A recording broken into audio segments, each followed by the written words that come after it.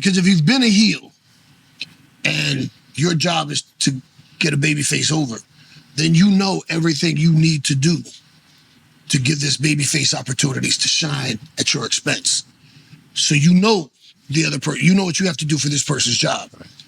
So now you just have to start thinking an opposite. If you've been a babyface and you know like what you got to do, now you just have to think the reverse. So in terms of what you have to unlearn, there are little things like, of course, if you're a babyface, you come out and you're smiling and you're babyface fire to your fans, and okay, well, you're not doing that anymore. There's a different skill set to being a heel. Now, instead of smiling, now maybe you've got a contemptuous look on your face, and instead of doing the babyface fire up, now you're mocking people. Or so if you're new and you've always been one thing and you're relatively earlier in your career, then it's a little bit harder to learn or to unlearn certain habits. Like the little details. Like Arn Anderson taught me so much about how to be a heel.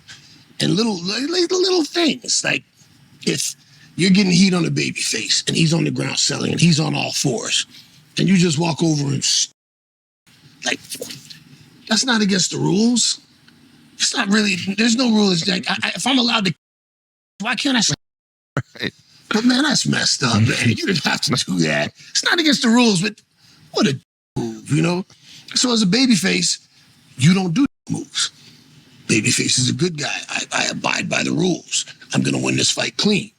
The heel is by any means necessary. I'm going to do whatever I got to do to win. So as a babyface, it wouldn't occur to you because that's not what you do.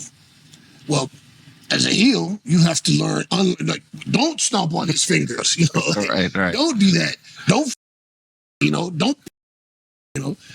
when it's instinctively you've been doing it for so long, when the ref isn't, ref's got his back turned. Yeah. Some of that have to be second nature at times. Like, nope, don't do this. Yeah. But again, we're talking about pro wrestling. Right. So there's outliers. there's I always like to say in wrestling, in the business of professional wrestling, contrary to what some people want you to believe, yes, there is definite black and white, but there are so many shades of gray in between. Like Stone Cold Steve Austin was a heel, and he became the biggest babyface of all time by being a heel. He didn't change what he did. He didn't change how he worked.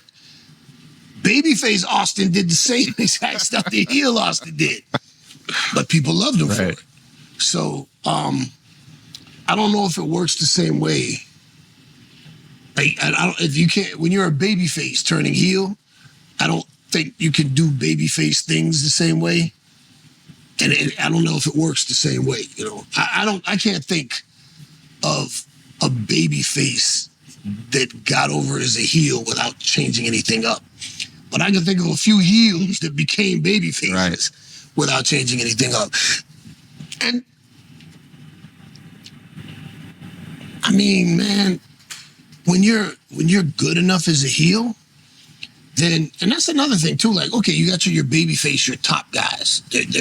They're the ones that people are paying to see. They drive the economy, so to speak. Your John Cena's, your Hulk Hogan's, your Austin's, Rocks. But all of those people need a foil. They need an obstacle to overcome. So your best babyface is only as good as the heel he has to work with. Where would Hogan be without Hot Rod? Luke Skywalker needed Darth Vader, And if you're good enough as a heel, people come to love you, Darth Vader is a heel. He makes a big turn at the end, big babyface turn at the end, but he's so good at being a bad guy. And I've said this many times, Finley. I remember when Finley was a producer, they put him back in the ring to work.